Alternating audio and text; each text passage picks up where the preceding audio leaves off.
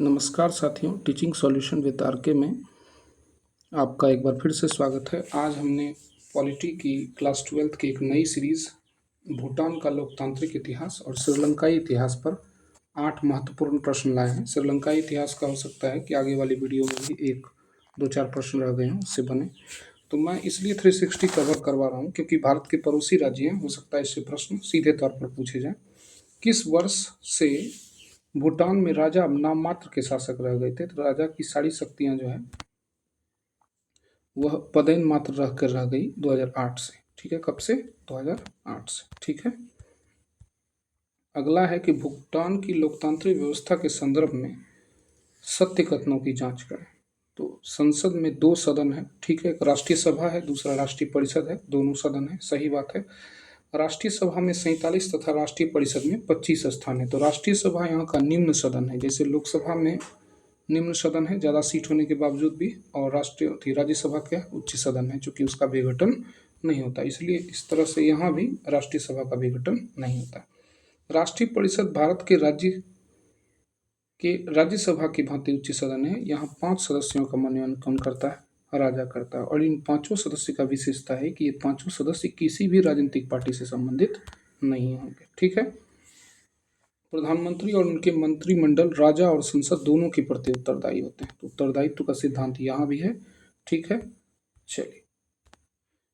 और अपने भारत में क्या है कि सांसद के प्रति उत्तरदायी होंगे। कहीं भी जो है वह राष्ट्रपति शब्द का इसलिए जिक्र नहीं किया गया क्योंकि राष्ट्रपति के अंतर्गत ही आर्टिकल 79 में जिक्र किया गया है कि लोकसभा और राज्यसभा से मिलकर अपना जो है वह लोकसभा, राज्यसभा और राष्ट्रपति को मिलकर अपना सांसद बनेगा, इसलिए वहाँ अलग से राष्ट्रपति शब्द का जिक्र नहीं किया गया। ठीक है, तो इसका क्या उत्तर हो जाएगा? 1 से अधिक। ठीक है, चलिए आगे की ओर। दिया है कि भूटान के जो है वह इमरजेंसी के संदर्भ में जिक्र किया गया है कि देश में आपातकाल की घोषणा राजा कर सकता है। बिल्कुल सही बात है कि इमरजेंसी राजा लगा सकती है, लेकिन एक विशेषता है कि राजा इमरजेंसी तो लगा सकता है परंतु पब्लिक से इसकी पुष्टि होना जरूरी है। ठीक ना, आपातकाल पर लोक निर्णय आवश्यक है। क्या पब्लिक पोल है वो जरूरी होता है, क्योंकि छोटा देश है तो ऐसा कर पाना भी वहाँ संभव है। आपातकाल में संविधान संशोधन नहीं हो सकता। एक बड़ी विशेषता है कि इमरजेंसी के दौरान आप कोई अमेंडमेंट वहाँ नहीं कर सकते। ठीक है, चलिए बहुत अच्छा बात है ये। और भारत ने दूसरे चुनाव में, तो ये याद रखिएगा कि पहली बार 8 में हुआ था, दूसरी बार 13 में जब चुनाव हुआ था तो इंडियन गवर्नमेंट ने क्या किया था कि वहाँ ईवीएम भेंट किया था। क्या किया था? ईवीएम भेंट किया था। ठीक है, तो उसका जवाब क्या हो जाएगा? 1 से अधिक। ठीक है, लगभग भारत से बहुत कुछ समानता है। भूटान के राष्ट्रीय सभा निम्न सदन में कुल कितने सीट हैं? तो ये याद रखिएगा, निम्न सदन में अभी मैंने बताया था कि कुल कितना है? 47 सीट। कितने सीट हैं? 47 सीट।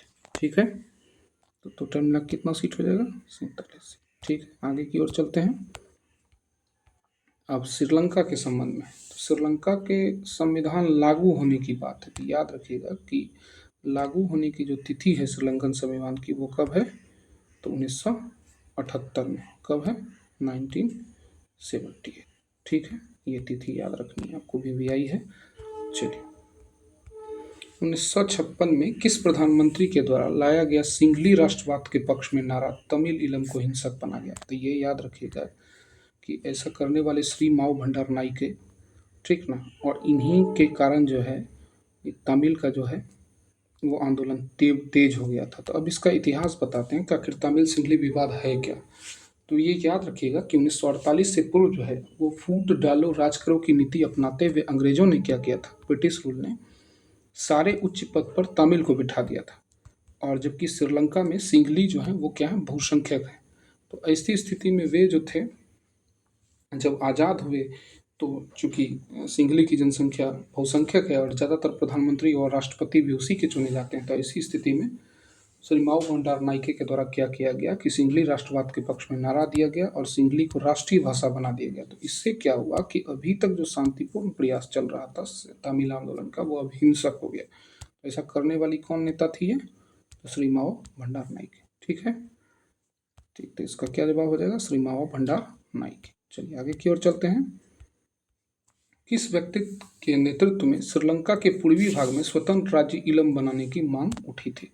तो ये याद रखिएगा कि ऐसा करने वाले ये जो थे पार्टी के अमृत लिंगम थे। तो अमृत लिंगम की विशेषता हम आपको बता देते हैं कि अमृत लिंगम वह नेता था जिसने क्या किया था कि अमृत लिंगम ऐसा नेता था जिसने सिंघली राष्ट्रवाद का तो नारा दिए, सिंघली राष्ट्रवाद के पक्ष में तमिल को अलग राज्य की तो मांग की ही थी, साथ साथ क्या हुआ था कि इसने फेडरल पार्टी का नाम बदलकर तमिल यूनाइटेड लिबरेशन फ्रंट रखा था और इसी ने पूर्वी भाग में अलग तमिल राज्य की मांग की थी। ठीक है। 1948 में श्रीलंका को आज़ादी के पश्चात जेवी चेट्टनायकम के नेतृत्व में तमिल आंदोलन को आरंभ करने का श्रेय किसको जाता है? फेडरल पार्टी को जाता है, ये याद रखिएगा। फेडरल पार्टी स्टार्टिंग इसी नाम से हुई थी, बाद में इसको लिट्टे संघ बना दिया गया, वो अलग बात है। ठीक है, तो इसका क्या जवाब हो जाएगा? Federal party. ठीक है, तो 8 के 8 महत्वपूर्ण प्रश्न थे।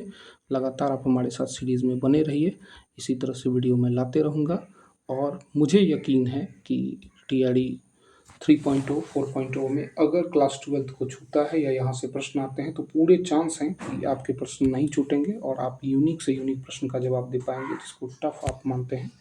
ठीक है, अपना प्यार देते रहिए, चैनल को शेयर सब्सक्राइब करते रहिए। धन्यवाद।